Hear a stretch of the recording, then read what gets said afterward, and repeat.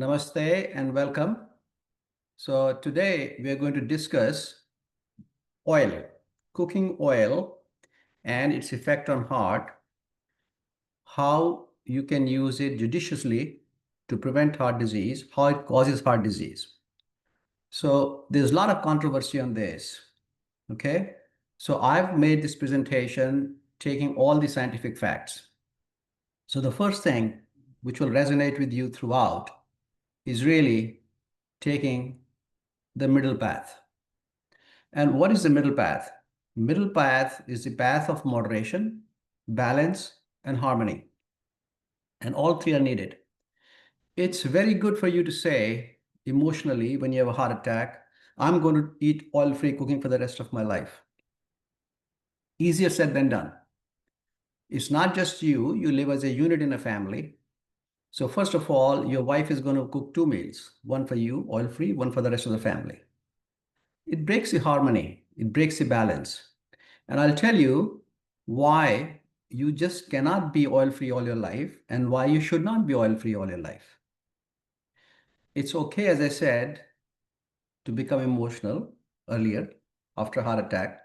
And like an ascetic, you see a lot of them in Haridwar and Rishikesh and Uttarakhand where I live.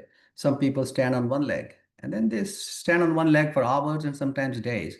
You can do that, but that is not natural. That is not harmonious. That is not balancing. And there'll be some problem with that. So let's see how we can strike a balance between taking some oil in the right amount, cooking the right way, using the right oil, knowing what is the right oil, and maximizing taking your vegetables and grains as you need them in a non-oily manner and preserving the taste and everything. So first of all, oil is part of a fat. So what are fats? Fats are ingredients that you take along with carbohydrates and proteins, which are the building macronutrients of a body. They're essential. It is not that they're not essential. Typically, the ones that are solid at room temperature are called saturated fats. Butter, ghee, any oil you leave outside, if it solidifies, coconut oil, palm oil, they're saturated. If you leave it at room temperature and it stays liquid, that is a unsaturated oil. And there are many types of unsaturated oil without going too much into detail. So the first thing you need to remember is compared to liquid oil, solid oils, solid fats for cooking, like butter, ghee, are more harmful. Okay? So you need to minimize that. So what is fat? Fat, as I told you, is a macronutrient. It's an energy source. Carbohydrate gives you ready-made energy. You drink glucose and you get energy right away. Fat is dense energy which is stored. So sometimes when you're fasting or food is not available, it provides energy. So it's an energy source. It is needed. It helps you absorb certain vitamins, very important vitamins, vitamin A, vitamin D, vitamin K, vitamin E. You cannot absorb these medicines from your food that you're eating unless there is some fat in the food because they are called fat-soluble vitamins. They do not dissolve in water and get absorbed in the body. All your cell membranes, your body is made of cell membranes, just like house is made of bricks, right? And in between each brick, there's a supporting thing, right? You put gara or cement. Same way in the body, there's a cell membrane. That cell membrane between each cell is actually made of fat. So fat is very essential. Almost all your myelin sheets covering the neurons are rich in fat. Okay? So it's organ protection, cushion, temperature control, energy source, vitamin absorption, cell membrane support. It has a lot of uses in the body. So it's not a villain in the body. It's a friend, but if this friend, you keep its company too much for too long, then there are some harmful effects. So let's first, there's no doubt that oil gives taste to food. Anybody says that is not stating the fact. You talk to culinary experts, you talk to the cooks and chefs everywhere. They'll tell you multiple reasons, and they spend so much time studying about how the oil mixes with the spices and other things and gives taste. So the first thing is oil makes the spices release what is called aromas and flavors. So three most important spices, which I recommend you should always eat, which is good for heart health. The red chilies and green chilies, the turmeric, and the black pepper. So these three, unless you put some oil in the skillet and put these three and keep stirring it, they don't open up. Open up means the phytochemicals, which are helpful and useful in them, they're not released. So to release the healthy components of the red chili, black pepper, and turmeric, oil is a must. Okay. Now there are three other spices that you add, which is garlic, ginger, and onion, right? They also add taste. When you fry them with oil, they get a process called caramelization or Maillard effect. What that does is, at that point when they start becoming brownish, that is when they release their aromas and flavors. And they're nothing but aromatic phytochemicals. These phytochemicals that help cardiac health, there are antioxidants and good for the endothelial function and good for the arterial health. Oil gives you texture. And the texture is what gives you taste. It gives you even distribution of the spices that enter inside the vegetable and retains it by providing an oily membrane that prevents leaking out of the flavors from the vegetable. Then there are some other, for example, mustard seeds, cumin seeds, curry leaves, curry pata. These do not open up unless they are fried with oil. So if you're doing oil-free cooking, there are 9 very good superfoods you are not utilizing. And the 9 superfoods are red chili, black pepper, turmeric, onion, garlic, ginger, cumin seeds, mustard seeds, curry leaves. See how beautifully our ancestors have been using all these. They have tremendous heart health benefits, and they do not show their full potential unless there is some oil there.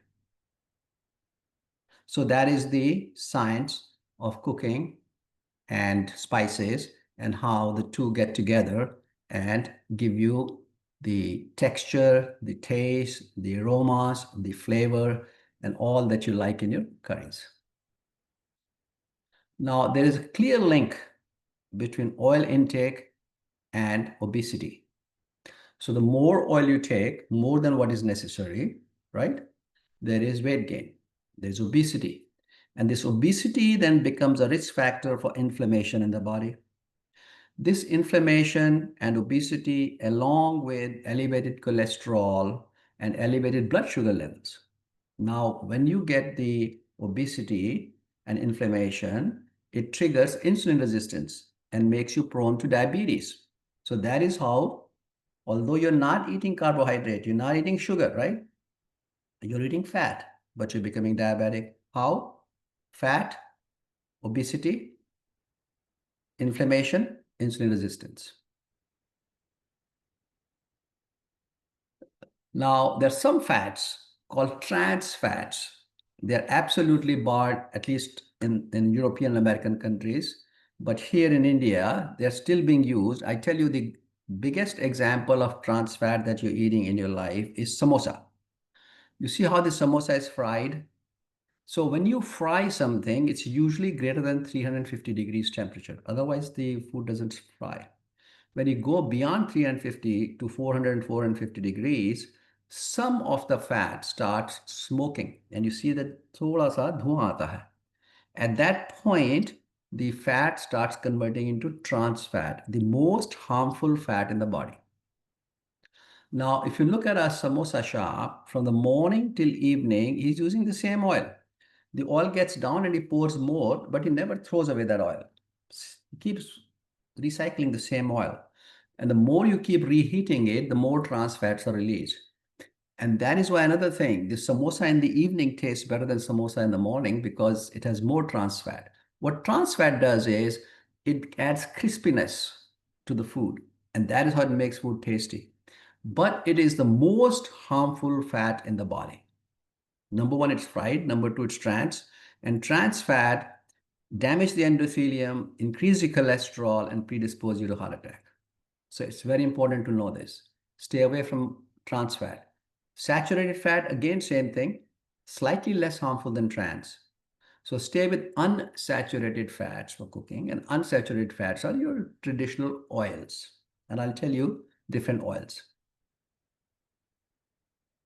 So what is most harmful for the heart? I already told you, vanaspati, dalda, hydrogenated vegetable oil.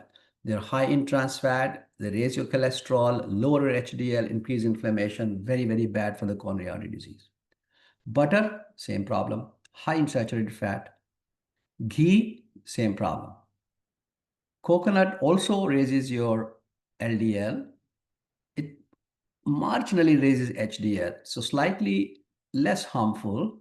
And it also has middle chain fatty acids, which are useful. So it's like in between of those harmful oils. And the palm oil has the same problem. So I would say if you have a possibility of avoiding these, do that. If you cannot avoid, minimize that. Okay. Second most harmful is the refined oil. So please try to understand, I'll be spending a lot of time on refined oil today. Because when you go to a restaurant, when you eat outside, when you order on Swiggy, when you go to a halwai shop, anywhere in India, anything that you eat in packets, anything that comes in Crispies and those things, they're all refined oils. All refined oil. So what refining does is, it does three things. It adds some things which are not useful. It takes away some things which are useful, and it changes some things that are useful. Why do most of these food manufacturers and restaurants use refined oil? Number one is you can elevate its smoking point. You can heat refined oil up to 450 degrees and it doesn't break down. So if you frying is your goal, then refined oil is your friend. But we already told you fried foods are not good for health. So if you're not frying, you're just making vegetables and curries at home, there's absolutely no reason to use refined oil. So what are the harmful effects? So most of the refined oil that you're getting in the market, sunflower oil, safflower oil, corn oil, soybean oil, cottonseed oil, rice bran oil, canola oil.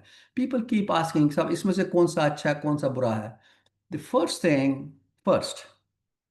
don't use refined oil. End of the story. Don't use refined oil. There's an option, and I'll discuss with you the cold pressed oil. The antioxidants are lost. The high content of omega-6, low content of omega-3 predisposes you to inflammation and endothelial dysfunction. It is safer than the animal fat that I discussed, your ghee, makhan, and those, but it's still not the best choice. Why? Okay, so here are the problem with refined oil. When you refine the oil, first thing they do is they want to do deodorization. So they heat it high temperature. So the refined oil is first heated at high temperature to deodorize, take away the smell of it. When you do that, you exceed the temperature of 220 degrees centigrade. And I already told you, if you increase that temperature, you are now forming trans fats. Second thing is at high temperature, the fats get oxidized and free radicals are released, which are harmful for the body. Okay? So this is the problem with refining. What is the other problem with refining? See, vitamin E, very useful for you. Antioxidant, tocopherol, right? It protects the cells, it protects from heart disease, antioxidant, destroyed.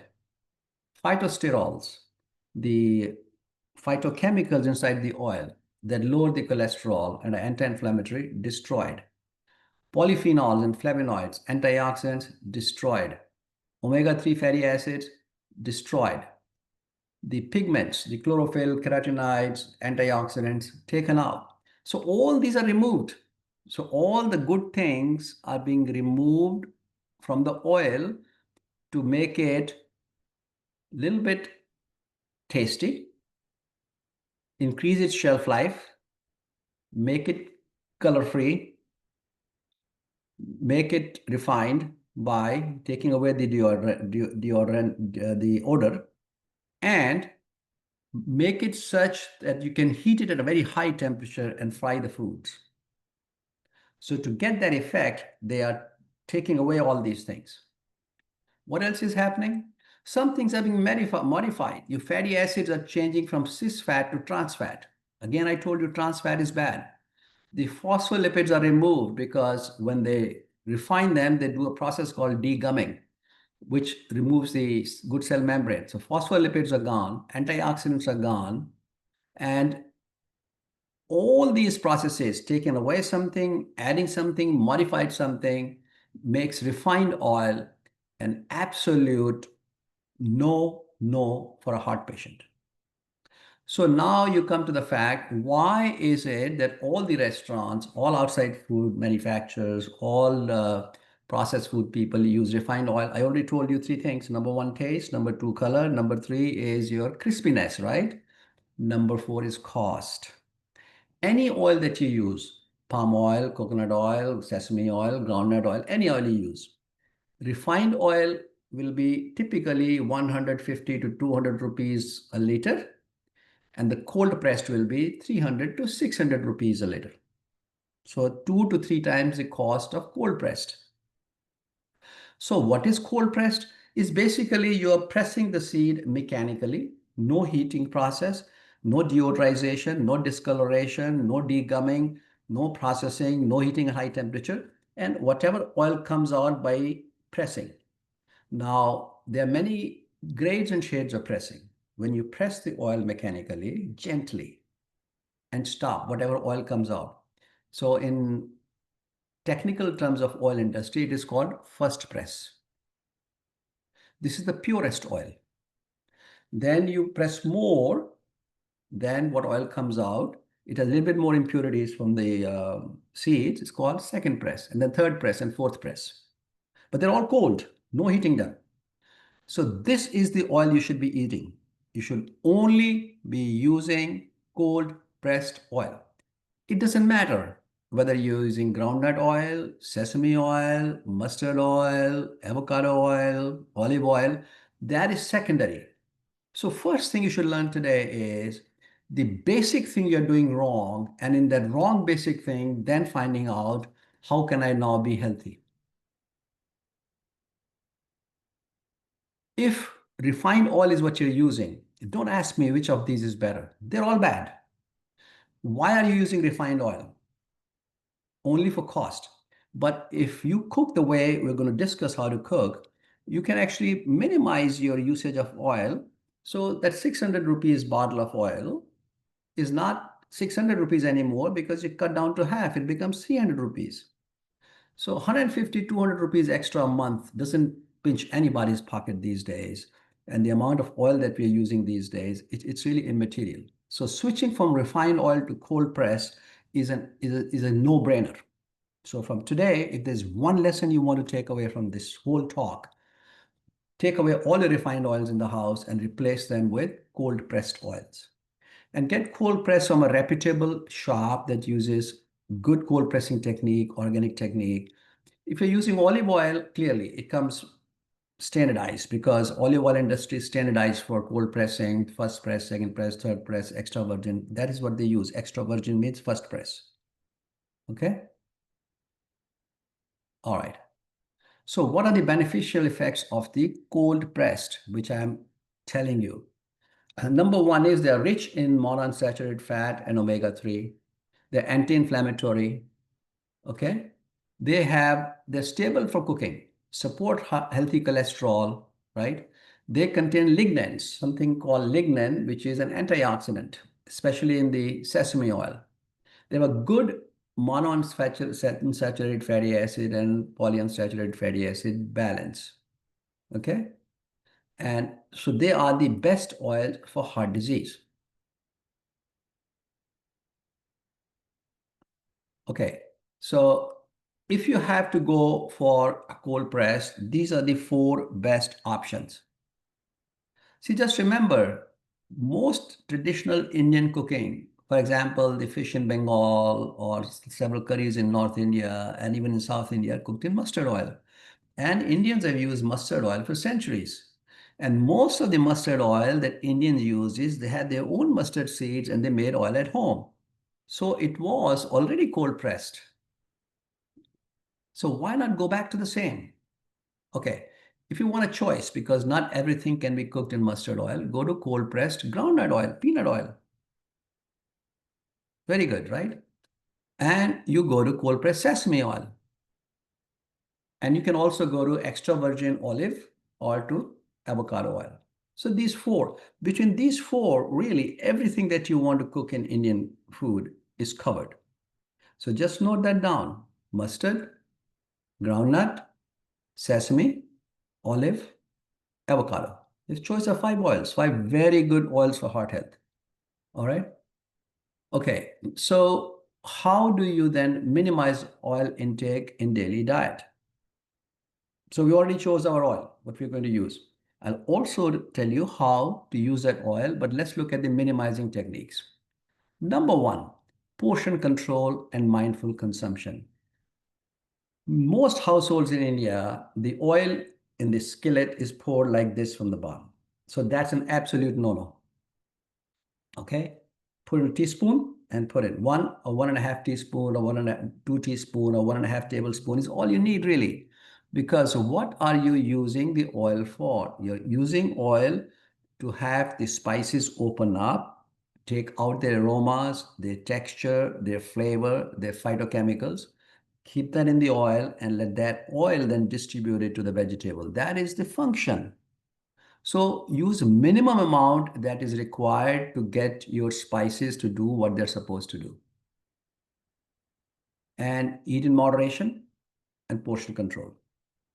Okay. So exploring some oil-free cooking techniques.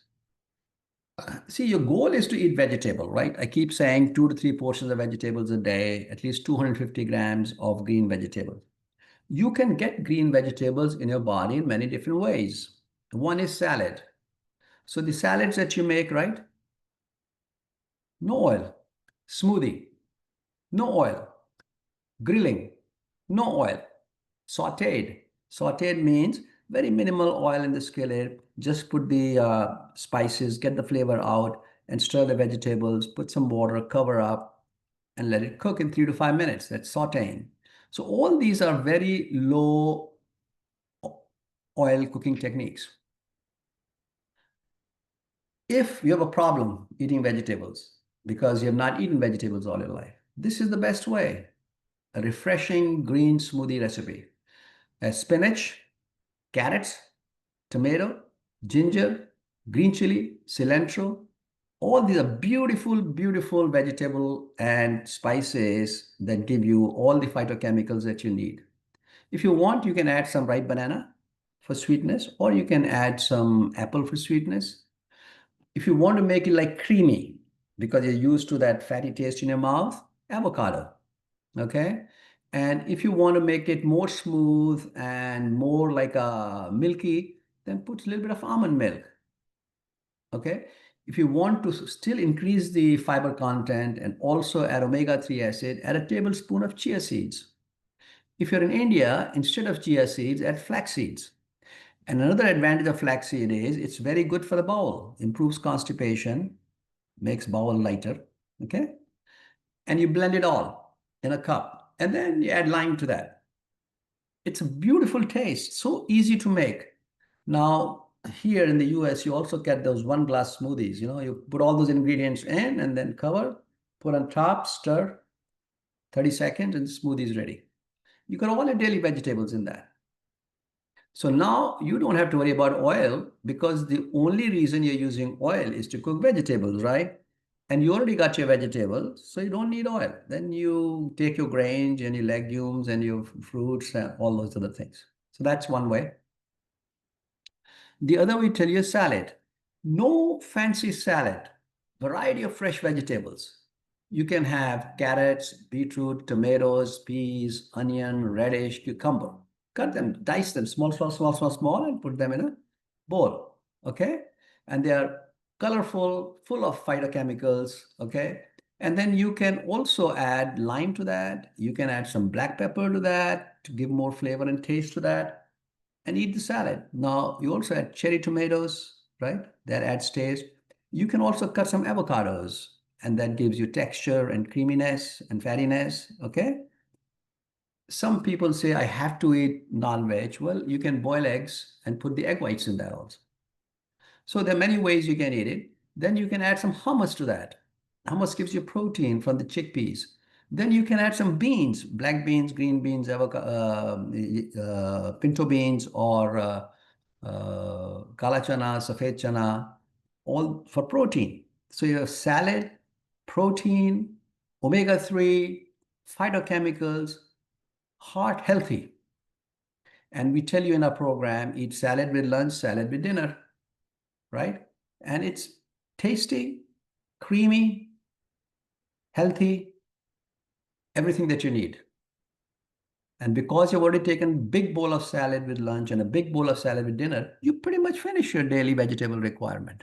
Then you don't need to have cooked vegetables and worry about oil, right? So that's the second oil-free option. So first oil-free option, smoothie, right? So oil-free means not just cooking oil-free, you can also eat certain things in an oil-free way. So smoothie is eaten oil-free, right? So it's oil-free and you got your vegetables, you fill the purpose. This is the dharma of smoothie, right? Same way the dharma of vegetable is, it needs some oil. Cooking oil-free cooking gimmick it doesn't fulfill the dharma of curry. It doesn't fulfill the dharma of cooking vegetable.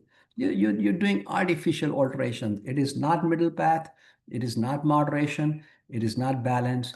It will not bring harmony in your body. It will not bring harmony on the dinner table.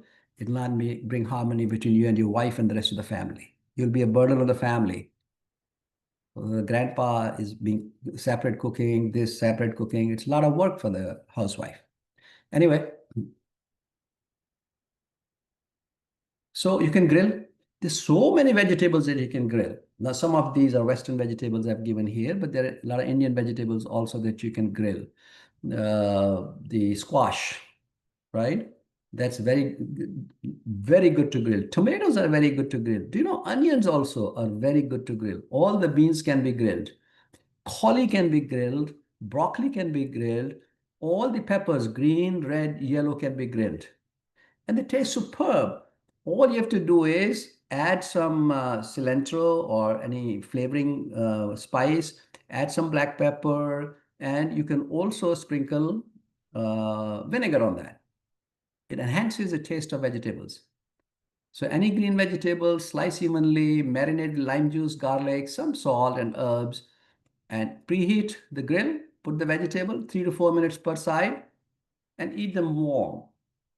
Excellent way to eat green vegetables, right? You're eating green vegetables. It's not a curry, and you are not using any oil. So I gave you 3 completely oil-free vegetable eating options, right? We talked about smoothie, we talked about salad, and we talked about grilling. All right. How do you saute? Fresh vegetables you put in there, right? Medium heat, and I'll tell you what is medium heat. I'll tell you exactly what is low, medium, and high heat. And you can add some aromatic things like garlic, onions, okay? And you can season with herbs and spices, minimum salt and pepper and some lime, and you got the vegetable ready. All right.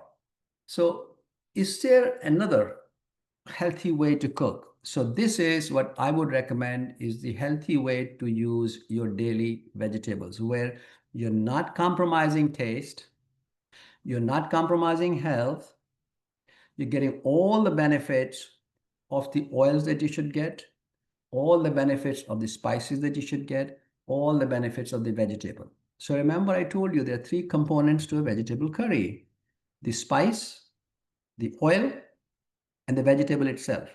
And all three have health benefits that I discussed.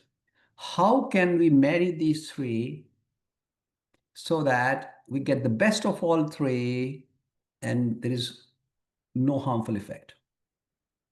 So first thing is called tempering. Tempering in our language, in North India, is called tadka. It's basically flavoring base to get the flavor out of the spices. So 1 to 2 teaspoon, heat them up. Cold pressed oil, okay? Make sure you heat it no more than 160 degrees, preferably 140 to 150 degrees centigrade. And I'll tell you what that is because most cookers in India do not have, they're not in centigrades, they're in low, medium, high heat. And I'll tell you exactly what that is, okay? If you look at your knobs on your gas or cooking stove, most of them say it's either medium, low, medium, or high, right?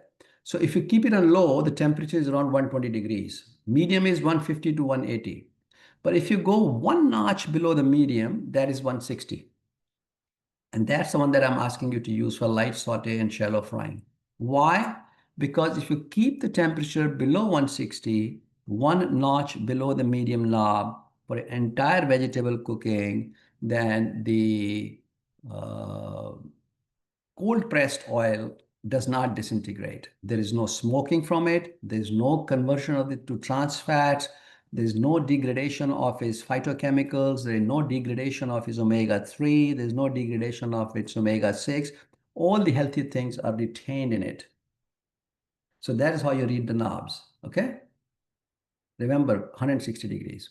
And then you add the spices, mustard seed, cumin, garlic, ginger, onion, whatever you want to do. You do with the solids first, right? You put in your pepper and your black pepper, chilies, and your turmeric first. And you keep stirring, and then you add again ginger, garlic, and all those. So those 9 things I told you, remember? Black pepper, chili powder, chili pepper, and turmeric, and then ginger, garlic, onion, and then mustard seeds and cumins, cloves, and your curry powder or curry patta, curry leaf. So do all that. Get everything to bring out its texture, aroma, flavor, get absorbed into the oil, and then do not overheat. Watch for smoke. If smoke is coming out, oil is disintegrating. When the oil is disintegrating, you're losing all the benefit of cold pressed oil. All right, you got that? Okay, what do you do then? Then you have your chopped vegetables, okra, karela, beans, carrots, whatever, right? You put them in that skillet where you have actually heated your oil and saute for 2 to 5 minutes to coat with spice and oil. Keep stirring, keep stirring. Again, caution, heat below 160 degrees, 1 point below the medium on the knob.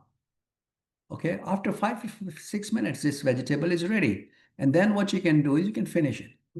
Now you can sprinkle other herbs like cilantro, curry powder, more spices on that. And make sure you serve hot. There was minimal oil is retained in heating. And I'll tell you later why reheating puts more oil inside the vegetable. So reheating is not good. So that all the antioxidants are preserved, all the flavors, all the textures, all the aromas, all the beautiful phytochemicals, everything is preserved in this curry. And you made a beautiful curry with 1.5 teaspoon or 1.5 tablespoon of oil for the whole family. And that's all you're eating, right? That's the only oil you're eating. There's no harm in that. It's cold pressed, healthy, small amount. And if you need to eat more vegetables, you're satisfying that by grilling, salads, and smoothie. So don't sweat about this oil-free cooking and all those gimmicks. You don't need to do it. There is no trial on oil-free cooking. All right? There's no trial on oil-free cooking. True that minimizing oil improves health, right? And there are multiple trials on that, which I have included in this. And there's also data that cold pressed oil is healthier than refined oil. Unsaturated oil is better than saturated oil. Trans fat is most harmful, saturated less harmful, and in that order. So you use that and you get the benefit of that. All right. So there are some other options also. Let's say none of this tickles your palate. Okay. You say, Dr. Sharma, you said so many things. I don't like it. All right. Steaming is an option. Baking vegetable is an option. I already talked about grilling. Now, these days, there's something called air fryer. Some people in in my family, they love French fries. You know, chips or fries in India, they call it the French fries. Now, yes, but French fries that you get in the market are in saturated fat with some trans fat and very unhealthy. The best way is you just put some spices on the potato, sliced potatoes, and vinegar. All right. So there's no oil added. If you really, really want to add some oil, you can put some palm spray, you know, the sprays that come, minimum oil, and you put then air fryer. Air frying is the best way of frying without oil and it comes out crisp. Granted, it is not going to taste like the French fries of McDonald's, all right? But at least you got your French fries and there's no oil. Okay, so air frying technique. Okay, so to summarize, how to create taste and texture with minimum to no oil, natural ingredients, flavoring agents, as we discussed, roasting with spices to enhance oil and texture. Sometimes you can use some broth or mixture. There are vegetable broths that come in. You add that and gives more flavor to that, more depth to that, and maintains the moisture inside the food. So you can also use vegetable broth, but make sure they're fat-free vegetable broth. Okay? And lastly, please remember every time you reheat, so this process of cooking a vegetable, letting it stay on the table, whatever you didn't finish, then putting it in the fridge, and then taking it out next day and microwaving it, and then whatever is left you put in the fridge, that's a bad practice. Occasional reheating is okay. Every time you reheat the vegetable, more oil, which is at the bottom, gets into the vegetable. So you're adding oil. So if you really look at the vegetables that you've cooked, and if you push them to the side, squeeze them a little bit, and turn over whichever the container it is in, you'll see there's so much of leftover oil. So one thing is throw that away if you're going to store. Otherwise, the same oil is going to get absorbed. And every time you reheat, you degrade some of the nutrients. And every time you reheat, some oxidation happens of the fats, which is not good for the health. So if you're using these methods of cooking that I told you, cold press sauteing of the vegetables, which can be done in 10 to 15 minutes, there's no need. You can do it fresh. 15 to 20 minutes is not a big deal to cook your meals. All right. So I hope that everything about the fats you know now. You also understand the difference between saturated, unsaturated fats. You definitely understood the difference between refined oil and cold pressed oil.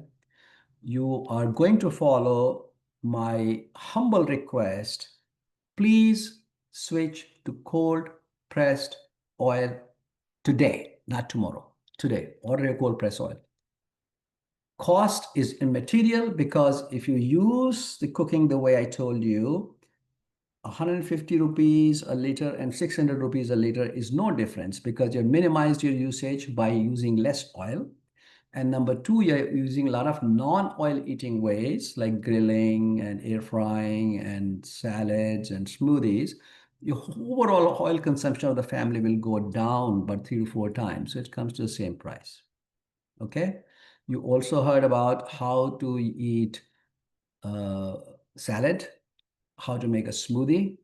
So I hope you all take your minimum 250 grams of green leafy vegetables or colored vegetables a day. Have the benefit of that for three most important heart health benefits. Vegetables cooked the way I told you and eaten the way I told you improve the endothelial function and prevents the blockages from forming. The vegetables, the way I told you, if you consume them and in the amount that I told you, you consume them, they lower your cholesterol, prevent the cholesterol from entering the blood vessel and prevent blockages. Number three, the kind of vegetables that I told you, green and colored, are very high in phytochemicals, which are antioxidant, anti-inflammatory. They reduce inflammation in the body, inflammation in the blood vessel, and improve the blockages. So you have three best medicines. One medicine, endothelial function improvement. Second medicine, cholesterol prevention into the vessel wall. Third, inflammation reduction. All three can come with these green leafy and colorful vegetables. Okay?